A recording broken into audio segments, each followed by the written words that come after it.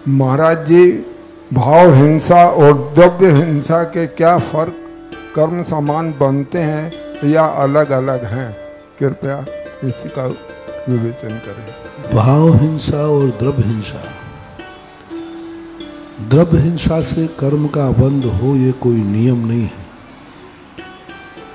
क्योंकि कई बार द्रव्य हिंसा एक सैनिक भी करता है, लेकिन आज तक किसी शास्त्रों में दुनिया के किसी मुल्क में सैनिक 24 घंटे मारने के लिए तैयार रहता है, लेकिन किसी भी सैनिक की दुर्गति का वर्णन नहीं आया कि सैनिक दुर्गति भी जाता है।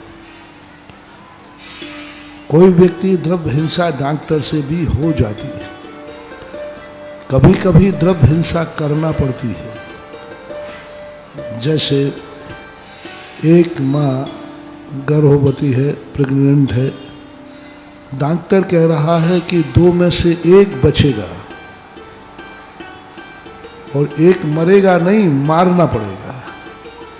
मरने का इंतजार करेंगे तो दोनों मरेगा,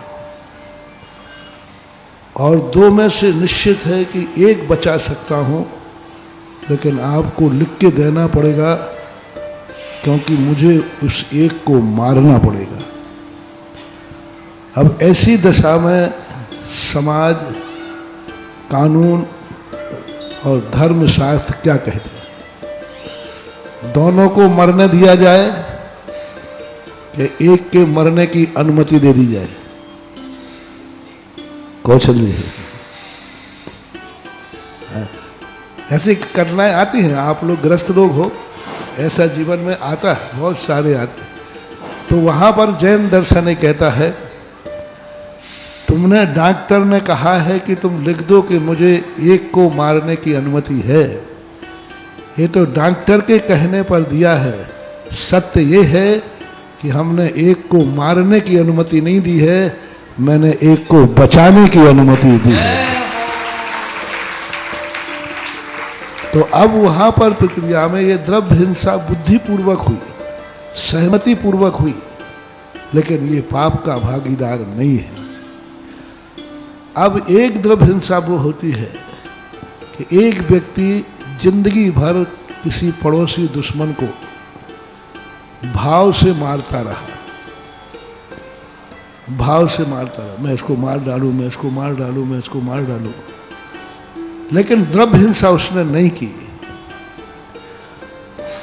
और एक ने व्यक्ति ने कहा कि जब भाव आ गया है तो इसको मार देना चाहिए। एक ने भाव किया है लेकिन मारा नहीं, एक ने भाव किया सो मार दिया। दोनों में से निकृष्ट कौन है?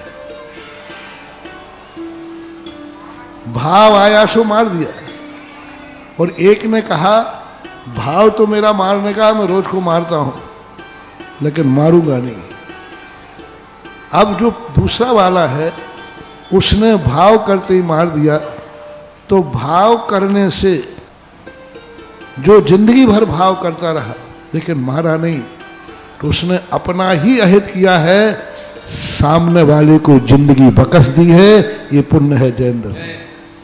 भाव आया है लेकिन उसने सामने वाले की जिंदगी बर्बाद नहीं की। उसका तो अहित होना ही है क्योंकि भाव कर रहा है, लेकिन एक पुण्य का काम किया कि उसने सामने वाले को ना मार करके उस परिवार को अनाथ होने से बचा। और दूसरी बार भाव से कितना भी मारो तो FIR लिखी जाएगी। कौन सी धारा लागू होगी? और बिना भाव के भी यदि, या भाव से किसी को मार दिया तो सीधा 302 में अंदर जाएगा। अब यहां द्रव्य हिंसा का महत्व है। जब व्यक्ति भाव करके द्रव्य हिंसा करता है तो वो डबल पाप करता है। अपने परिणाम तो बिगाड़ता ही, सामने वाले की जिंदगी भी बर्बाद कर देता है।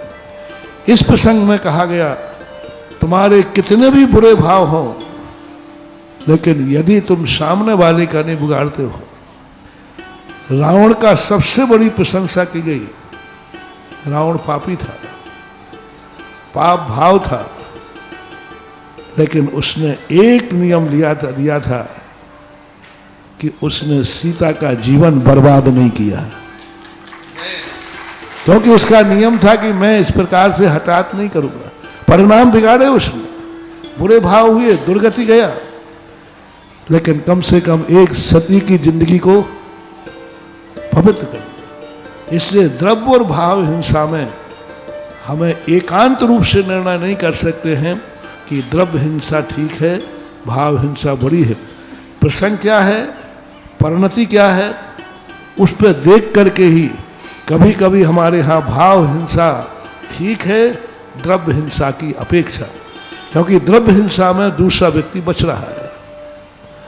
कभी कभी भाव हिंसा निकृष्ट है, द्रव्य हिंसा का कोई महत्व नहीं है, जैसे अभी हमने माँ का उदाहरण दिया। इस प्रकार के दोनों पक्षों को छोड़कर जैन दर्शन की यही तो विशेषता है, अनेकांतमय जैन दर्शन है। इसमें एकांत कुछ भी नहीं कर सकते कि यही सही है, बस ये देखा जाएगा ये करने वाला कौन है, कौन कर रहा है। वही कार्य आप लोग कर रहे हो और वही कार्य मैं करूं तो कार्य एक ही है, दो कार्य नहीं है। तो अब वो हमारे लिए निषेध है कि नहीं, लेकिन आपके लिए विधेय है। कार्य एक ही है। व्यक्ति विशेष के लिए हम साधु हैं तो वह कार्य नहीं कर सकते जो आप कर सकते हैं। आपके लिए कोई दोष नहीं है, कोई बाधा नहीं है, कोई निंदा नहीं होगी, लेकिन हम भाव भी कर लेंगे तो भी हमारे लिए निंदनीय है। तो द्रव्य क्षेत्र काल भव भाव की अपेक्षा से हर क्रिया का निर्णय करना चाहिए एकांत से, यह सही है कि वह सही है, प्रसंग क्या है, क्षेत्र क्या है, काल क्या है, व्यक्ति कौन है, इस पर विचार करना चाहिए।